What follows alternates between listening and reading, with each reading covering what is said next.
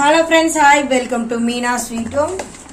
Good morning. எல்லாம் என்ன பண்ணுறீங்க? எல்லாருக்கும் ஹாப்பி மார்னிங். இன்றைக்கி நாம் வெங்காயம், பச்சை மிளகாய், தக்காளி, முட்டை இதை வச்சு நம்ம சிம்பிளாக ஒரு தக்காளி தொக்கு பண்ண போகிறோம். இது பேச்சுலர்ஸ் கூட பண்ணலாம் ஈஸியாக. அதாவது பழைய சாதம், தயிர் சாதம், சாம்பார் எல்லாத்துக்கும் தொட்டுக்கலாம். இந்த மாதிரி சும்மா லைட்டாக மேலே மட்டும் கீரல் போட்டுக்கோங்க, சும்மா. சரியா? ஏன்னா அது மசாலா உள்ளே இறங்கி உப்பு பிடிக்கும். அதுக்காக நான் முட்டையை அவிச்சிட்டேன். ஃபஸ்ட்டு இது கீரல் போட்டாச்சு. அப்படி போடுங்க, உள்ளே வரைக்கும் இறக்கிடாதீங்க, அப்புறம் அப்படியே ரெண்டாக ஆகிடும். முதல்ல முட்டையை நம்ம அவிச்சு கீரல் போட்டு வச்சிட்டோம். சரியா? எல்லாத்தையும் போட்டாச்சு. இதே மாதிரி இதே எப்படி இருக்குது உடஞ்சிட்டு. ஃப்ரெண்ட்ஸ் பாருங்கள், இந்த முட்டை போய் ₹6.50. என்ன பண்ணுறேன்னே தெரியல, இப்படி விலைவாசி ஏறிடுச்சு. சரி, ஓகே. இப்போ பாருங்கள், நம்ம தக்காளி வெங்காயம் இதை வச்சு தான் நம்ம செய்ய போகிறோம்.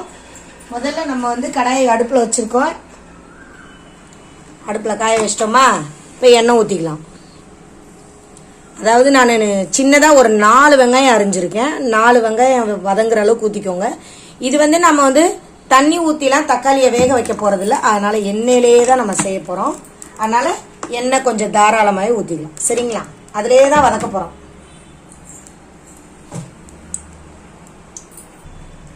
நம்ம கொஞ்சமாக ஜீரகம் போட்டுக்கோங்க, ஒரு 1/4 ஸ்பூனு. எதுக்குன்னா எப்பயுமே ஜீரகம் சேருங்க. இது ஜீரகம் நமக்கு ஜீரணம், வயிறு ஜீரணம் ஆகிற தன்மை கொடுக்கும். ஓகேவா? அதுக்கு தான். அப்புறம் கடுகு, ஒரு 1/2 ஸ்பூன் கடுகு, உளுந்து சேர்த்து போட்டாச்சு. இப்போ நாம் பச்சை மிளகாய் போடுறப்பறம். ஏன் இவ்வளோ பச்சை மிளகாய் போடுறீங்க, காரமாக இருக்காதான்னு நினைக்காதீங்க. நம்ம உப்புலேயே வதக்க போகிறதுனால நல்லா டேஸ்ட்டாக இருக்கும். நான் இந்த பச்சை மிளகாவும் சேர்த்து தான் சாப்பிடுவேன். சிம்மில் வச்சுட்டு பச்சை மிளகாய் போட்டுடலாம்.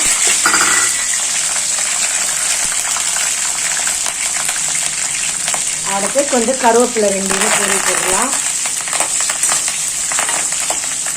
பச்சை மிளகாய் கீரி தான் போட்டிருக்கேன், அதனால வெடிக்காது.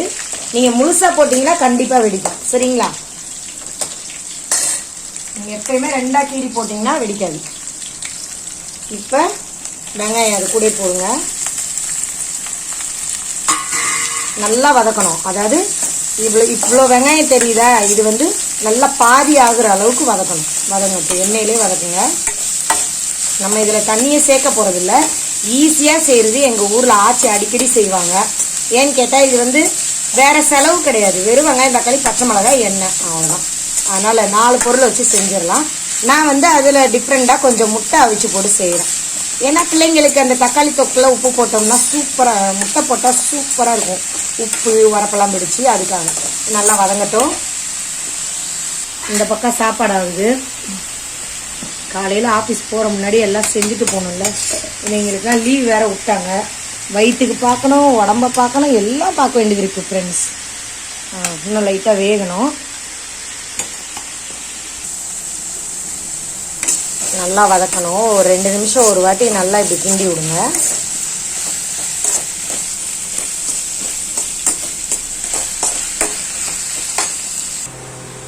இப்போ நம்ம இந்த வெங்காயத்துக்கு கொஞ்சம் உப்பு போட்டுடலாம். ஏன்னா அப்போ தான் வெங்காயம், பச்சை மிளகாய் உப்பு நல்லா பிடிக்கும். அடுத்து நம்ம தக்காளியை போட்டு திருப்பி போடணும். சரிங்களா?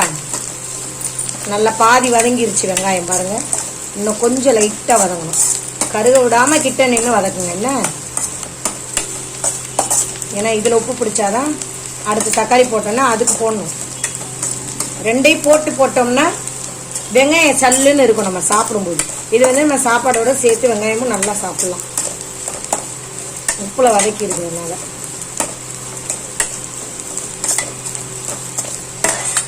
பாருங்க, வெங்காயம் நல்லா வதங்கிருச்சு.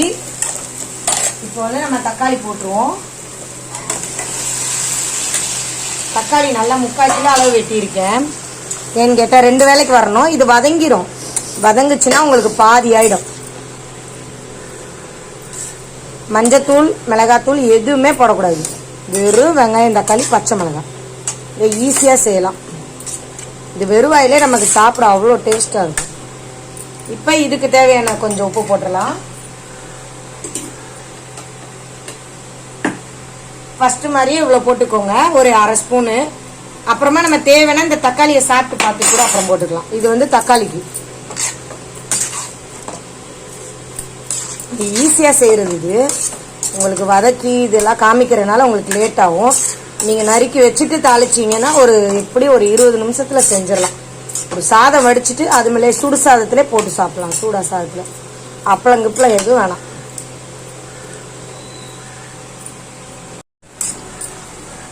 இந்த பாதி வெந்துருச்சு, இன்னும் கொஞ்சம் வேகணும். சரியா?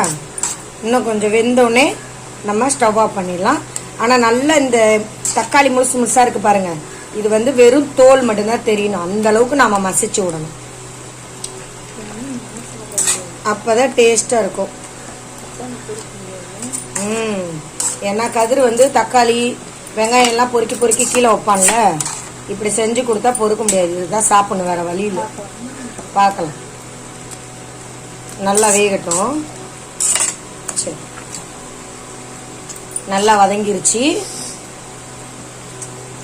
இன்னும் 2 நிமிஷம் வேகணும். சரிங்களா? வெந்து இன்னும் கொஞ்சம் வத்தினா போதும்.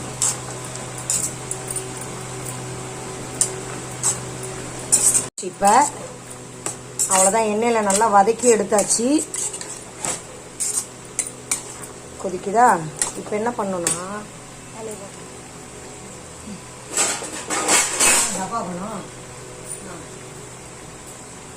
இன்னைக்கு வந்து நான் வந்து முட்டை சாப்பிட மாட்டேன், அதனால போடாமலே எனக்கு எடுத்து வச்சுக்கிறேன் ஆஃபீஸ்க்கு.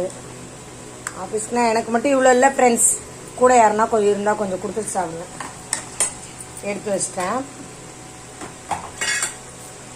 இப்போ வந்து நாம இந்த முட்டை கீரி வச்சிருக்கோம்ல, இதை அதில் போட்டுடலாம். அவ்வளோதான், சரியான டேஸ்டாக இருக்கும். இந்த உப்பு, உரப்பு, பச்சை மிளகாய், தக்காளி புளிப்பு எல்லாம் சேர்ந்து வேற லெவலில் இருக்கும் தக்காளி தொக்கு.